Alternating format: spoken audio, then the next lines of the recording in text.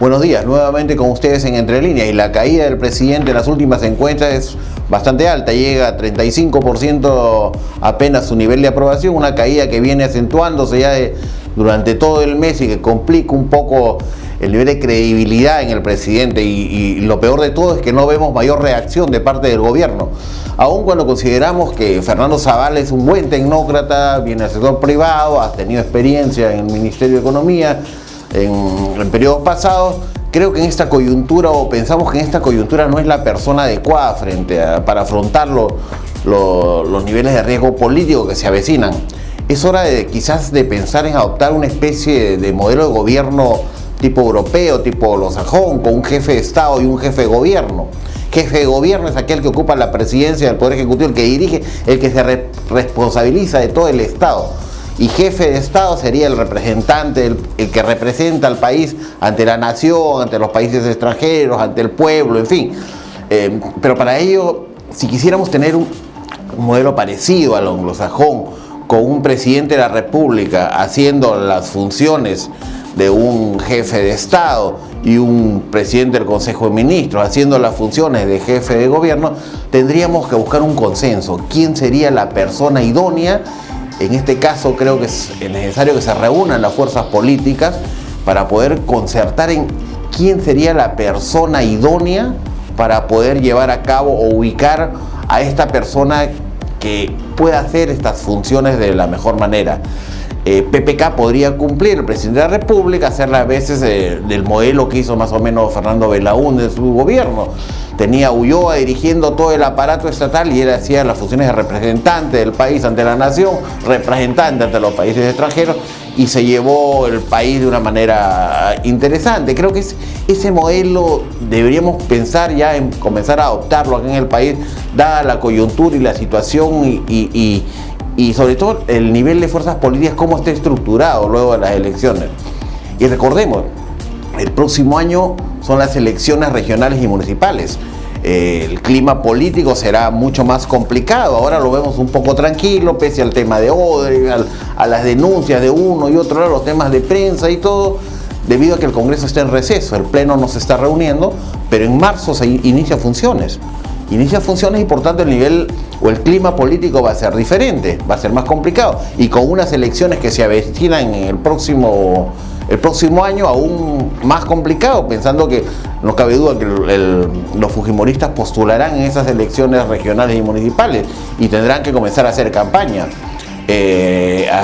Los fujimoristas entrarán en esas elecciones definitivamente, pero además hay bombas de tiempo que están quedando en el camino y que por ello es necesario tomar acciones, creo, inmediatas en los niveles de gobierno.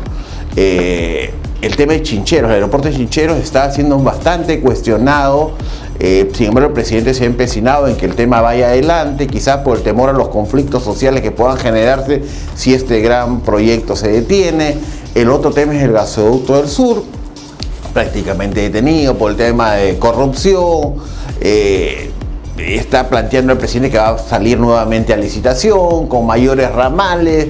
El presidente quiere que reciban el gas todos los pueblos del sur y al final del cabo realmente a quien beneficiará o para quien estuvo hecho, aunque nadie lo quiera decir, es para el vecino país de Chile, porque la idea es exportar, no es vender a los pueblitos de Arequipa, Tacna o a la pequeña industria que pueda haber en el camino. En realidad el negocio está en la venta o en la exportación de gas y no está mal venderlo.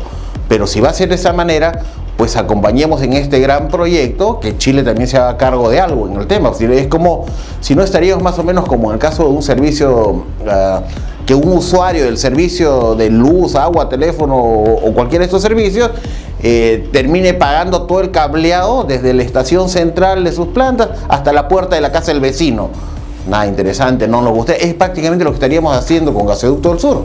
Entonces, hay que pensar un poco, repensar el tema como va, es una inversión bastante millonaria. Y hay otro tema que está quedando un poco de lado y es el tema de la refinería Talara, una millonaria inversión que se hizo del gobierno pasado. No sabemos en cuánto está, comenzó con cerca de 2.000 millones de dólares, ya no sabemos y nadie dice nada en cuántos millones de dólares va esa inversión. Es decir, la coyuntura política se viene complicada, en marzo comienza el Congreso. el clima político va a comenzar a ponerse un poco más tenso. Las elecciones regionales se avecinan el próximo año, las campañas deben comenzar ya. Entonces es necesario, como digo, de pensar un poco en cómo se maneje el gobierno. Repensemos, yo creo que sería interesante que el presidente asuma las funciones de jefe de Estado, que sea el que represente, que se dirige a la población, el que se enlaza o establece relaciones internacionales, y tengamos un presidente del Consejo de Ministros que haga la vez de jefe de gobierno, que se dedique a gobernar todo el Estado y que sea sobre todo la persona que tenga bastante consenso político. Para ello el presidente debería convocar a las fuerzas políticas de oposición y ponerse de acuerdo en quién sería esta persona.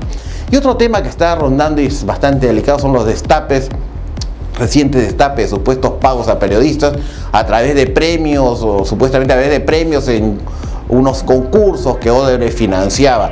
Ha destapado una línea fuerte, crítica hacia una serie de periodistas que habrían venido actuando como escudos periodísticos de alguna de estas empresas cuestionadas.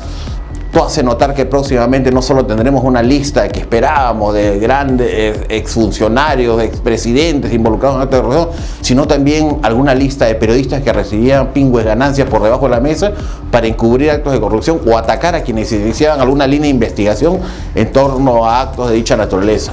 Un momento negro sin duda para el periodismo. Carrera tan venida menos de hace ya algún tiempo debido a cuestionamientos por pagos a través de consultorías por distintos gobiernos en distintas épocas, pagos que se han venido haciendo para evitar que sean atacados los gobiernos, para evitar que ataquen básicamente, es cierto, estos gobiernos, convirtiéndose en escudos de gobiernos de turno y de distintos gobiernos que osaban cuestionar algunos actos de estos gobiernos. En muchos casos convirtieron el periodismo de investigación en una herramienta de sicariato político, algunos de estos malos periodistas.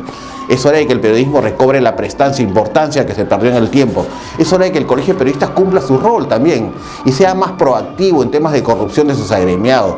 Es hora de que surja un periodismo independiente, de que los medios de comunicación vuelvan a tener la línea editorial sin sesgos perversos vendidos al mejor postor o que se conviertan en voceros de los intereses de sus propietarios.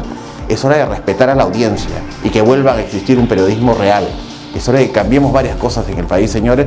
Pensemos un poco en que hay que avanzar, no solamente denunciando, sino hay que limpiar un poco la mesa para reiniciar nuevamente este país. Nos vemos en la siguiente edición. Este espacio llega gracias a Z&Z Perú Consulting.